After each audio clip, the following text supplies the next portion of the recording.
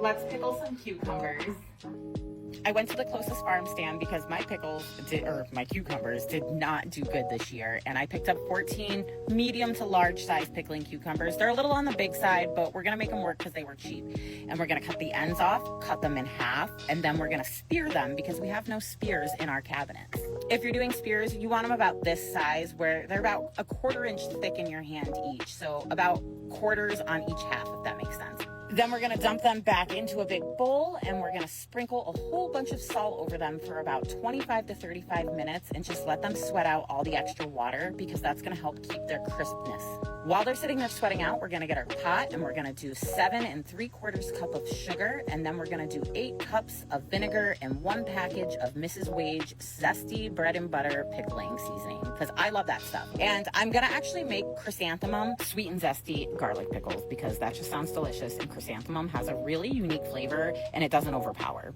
I'm gonna add a 1/4 cup of garlic into there because I totally forgot. And then after your 25 to 35 minute marker, you're gonna rinse all of that salt off of them and strain them into your strainer.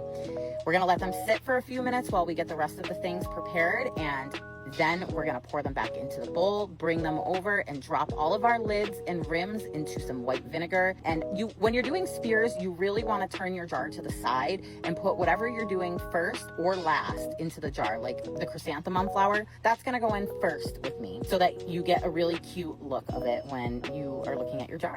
Now, after we get everything into the jar, we're gonna get our hot brine that we've had on the burner for a good 15-20 minutes. It's gotta be hot. Remember, we gotta heat up these pickles and we gotta temper these jars. And I'm spilling it everywhere. I'm sorry. I will be cleaning it up with white vinegar before they go into the pot. And here's our little white cup of vinegar that I always keep on handy for the lids and jars. Now you're gonna wipe everything off, make sure it's extra clean, and then you're gonna put your lids and your rims on. But remember how I told you before that you can only do it finger tight or else you could get a false seal.